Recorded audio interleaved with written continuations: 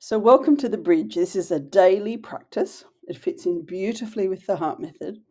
And when you do this every day, you can manifest anything. So, that's one way of saying it. But manifestation is really just about bringing something into the world as a result of good habits, good action, good practice. And it helps us feel like we have the success or the outcome that we're looking for before it actually shows up. Because when we feel the energy of something, it is more likely and it's quicker to come into reality. So, what I've done with the bridge is I have distilled everything that neuroscience teaches us about the power of change and the role of habits and actions in shaping who we become. And these particular habits and action will create the energy of what you want, which brings in the receiving of what you need. And if you do it every day, the timing will produce an inevitable result. So you can see how it fits with the heart method really beautifully. So these acronyms I come up with for you, they're not just for fun, they're based on science. They're based on multiple decades of practice and research about how change actually works. And everyone here wants powerful, impactful change in this world, and they want successful businesses. So that's worth giving the bridge a go, isn't it? So the bridge is one of the most powerful tools we can practice every day. It will rewire your brain, repeatedly choosing these actions over any comfort that's maybe holding you back. It will instill new beliefs. There's no well wishing and hoping when you do the bridge. You just turn up and do this every day and you'll start to notice things change. So I'm very excited about showing you this. You're actually the first group I've taught the bridge to. I've been practicing it myself every day for 6 months. It is a game changer. It is the simplest way I've ever taught this. And it goes beautifully with your personal energy imprints. So still dance, still go do yoga, still do all your strength work, still do your nature immersion, because that'll just amplify the impact. But the bridge is simple, and you can spend 5 minutes on this, or half an hour on this, or an hour. And I do invite you at some point to spend a full hour on it, because it's very powerful. Because I think the longer you spend on it, the more energy you get. So, but even 5 minutes sometimes, I know that's all I've got sometimes, and it just feels incredible and it roots me really, really well in my day and in my purpose. So, let's go through it together. First of all, there's two ways to look at it. So, you can choose the image you want. You can pause on this image.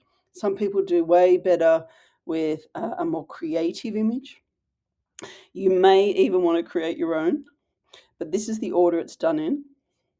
And today we're going to go through it as a list. But you're welcome to maybe stay on this image if that really helps you. Okay, so let's talk through it quickly. I'll just spend a few minutes on this. B is for breath. Okay, it's another word for meditation. Your breath roots you. It is the essence of life. It is where your self-belief lives. It is where all your self-care happens. It is where all your trust begins and grows. It is your absolute foundation for your day, for your week, for your life. It is something beautiful to do with your children, with elderly, with your friends, with your family. Breath, meditation, whatever you want to call it, it will ground you in the present moment. And this is one of the most important things that all manifestation has discovered is you need to be present with your breath. Incredible how powerful it is. So you can just hold for a few seconds.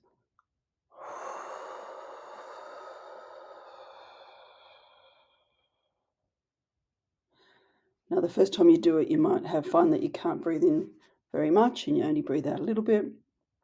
If you keep practicing that, the breath will go in longer and out longer. Your breath practice is so calming. It will reduce anxiety. It will ground your day, but you always begin with breath. The R is for reflect. Now, reflect, what's important about reflect is you don't create a story. You just notice. So you might, if you're doing this in the morning, you might go, I notice I'm tired. I notice I'm wanting to quickly get on with my day and not really do this practice. I notice my back is sore. I notice my skin is itchy. It's really whatever's happening. So we don't create a story. We don't start going down the rabbit hole of why and what I must do about it. We just literally go, that is present today. So it's this recognition, this reflection on what is present. And then you move quickly to intention. Now, this can be the intention that you've written for the growth experience. This can be the intention for your day. And it should be broad and not too specific. So the intention could be, I'm going to have a day where I meet people and smile at people all day and feel this joy. I'm going to finish my day by midday and then have the most beautiful long walk this afternoon. So see, it's not very specific. It's just very general, and it's very much, and it should make you feel warm and good. This is kind of, it's quite joyful thinking about your intention. Getting something done, completing something, beginning something, feeling something. So quite broad. D is really important. This is where it starts to really, the energy really starts to come in. Devotion. Devotion is, I tend to do it by thinking either of someone that I love or a place that I love. I often go to some certain mountains in Tasmania when I do devotion. You have this feeling of like utter love. It's a very deep devotional energy, and you just feel it all throughout your body. Very important. All the evidence tells us that when we feel this love and devotion, we are more likely to absorb our intention into every cell of our body and the energy of our day. And again, that only takes a minute. And again, no stories. It could be like the rose garden out your back door. It can be something quite simple. It doesn't have to be big, spectacular. It has to be something that makes you feel the reverence for life. So that's devotion. 2 more. So the next one won't surprise you. G is for gratitude. Ideally, you'll think of 3 things you are grateful for. Gratitude is one of these fundamental, it puts us in receiving energy. It helps us acknowledge what we already have. It helps us, it takes us out of that wanting space. So you'll notice that none of these ones ask you to want anything. It's all about expressing and feeling the reverence for life and what is already. So I am grateful for a beautiful night's sleep. I am grateful for my family. I am grateful I have this business to embark on today. I am grateful I found all the right people to support me. Just so 3 simple gratitude practices. And then, and I should have told you this at the beginning, E is expression, which means before you begin the bridge, you must have your journal and pen handy, because E is for expression. And this is where you embed it all. Now, if you're in a hurry, just at least write your gratitudes down. But if you can write down your devotion, your intention, and your gratitude, and then just start to see what flows and write for as long as you can. Just see what comes out of you. Trust the words, trust the thoughts. Journaling is an incredibly powerful practice. It's important to do it with a pen and paper rather than a computer, because all the evidence tells us, and this is why you'll see in a kindergarten that teachers are using coloured pencils and writing and all sorts of bright designs. It's not because that's kids' stuff. It's because that's how our brains learn the most. So that is E, and that is your bridge.